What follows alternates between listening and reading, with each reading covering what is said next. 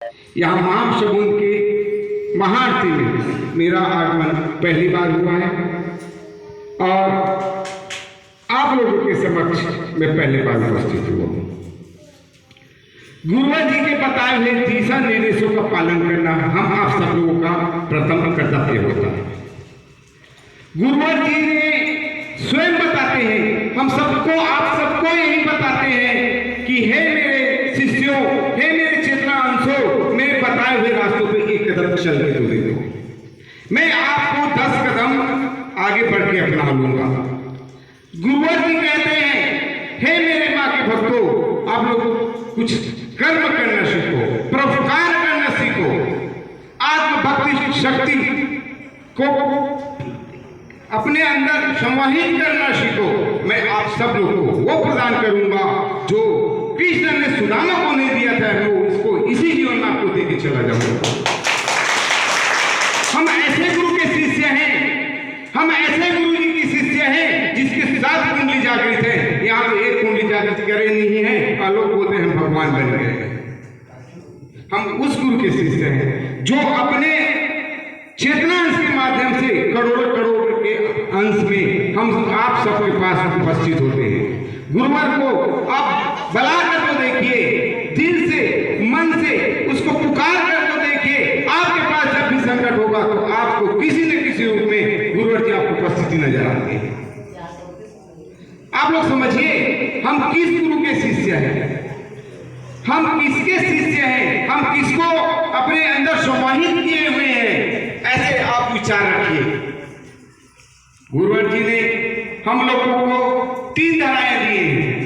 पंचज्योति शक्ति सिद्धाश्रम धाम, जिस पंचज्योति सिद्धाश्रम धाम वह धाम है जिसमें एक मनुष्य या जानवर जाता था उस जंगल, अंधेरी नामक जंगल में, तो कोई जिंदा बच के नहीं आता था। आज वह गुरु जी ने आज सबको कण कण को चैतन्य बना दिया है और जहाँ जाने से कदम रखने से हमारे कष्ट निवारण होना शुरू हो जाता है। दूसरा है भगवती मानव कल्याण संगठन। भगवती मानव कल्याण संगठन में हम आप सब लोग चलकर जन जन की कल्याण करने के लिए, दुखी के कल्याण के लिए आज चरित्रवान जीवन जीते हुए हम आप सब आज महासमुंद छत्तीसगढ़ या पूरे विश्व में चल पड़े हैं। एक ऐसा संगठन है, यही भगवती मानव एक ही ऐसा संगठन है जो सत्य की राहों पे चलता है। यहाँ झूठ और प्रपंच का कोई खेल नहीं होता है। तीसरा है भारतीय शक्ति चेतना पार्टी। आप लोगों ने देखा कि अभी जो चुनाव हुआ, जिस लोगों ने बढ़ चढ़ कर भाग लिया उसकी संकट तो जीवन में आएगी ही नहीं, आएगी भी तो हंस के चले जाएगी, इसका पता ही भी नहीं चलेगा। बिलासपुर के शिविर में कितने लोगों ने अपने आप को समर्पण देने का बात किया था और कितने लोगों ने नहीं दिया था, उसका भी सबको समझ में आ जाएगा।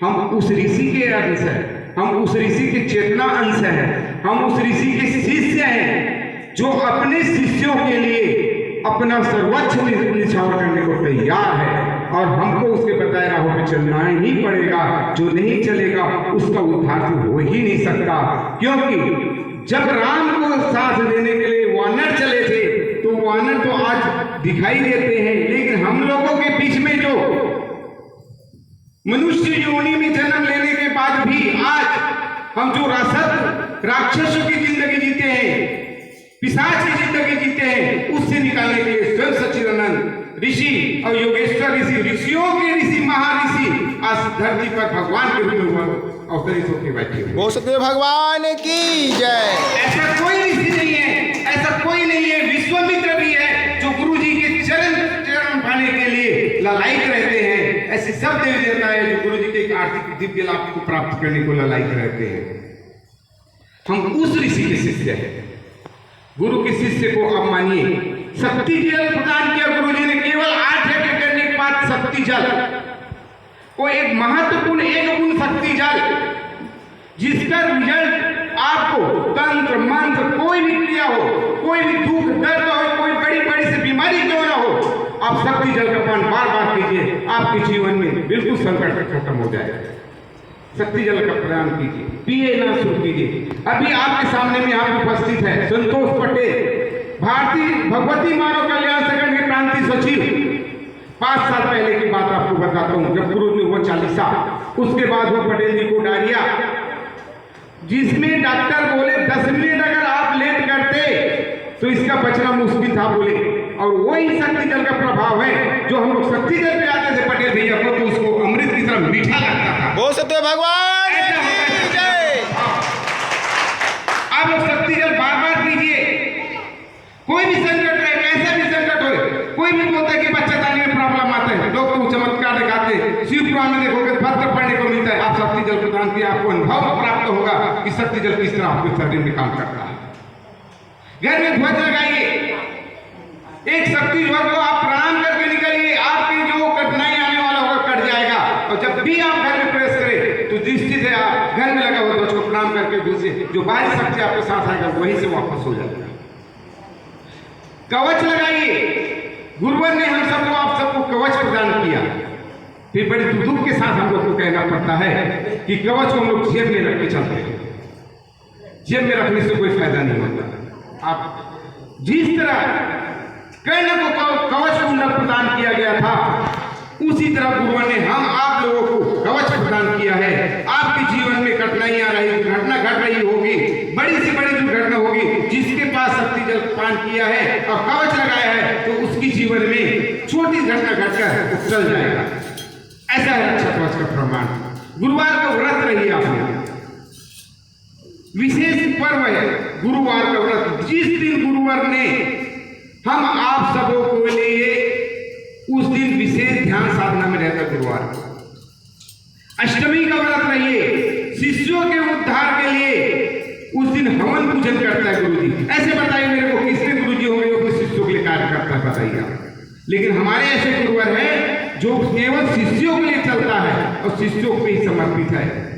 गुरु जी ने 2 टकों में बात किया है, मैं तुम्हारा हूं तुम मेरे हो। इस बात को आप लोग समझ जाओगे तो आपके जीवन में कभी कठिनाई नहीं आएगी। ऐसे हैं हमारे गुरुवर।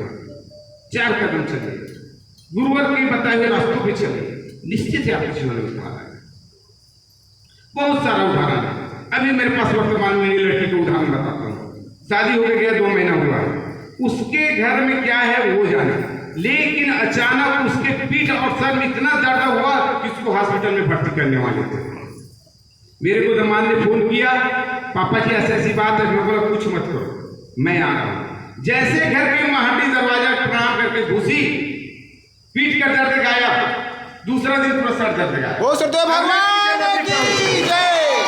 घर में आरती पूजा कीजिए, आप लोग नित्य क्रम करना सीखिए, गुरु जी के पीछे ललक और समर्पण करना सीखिए।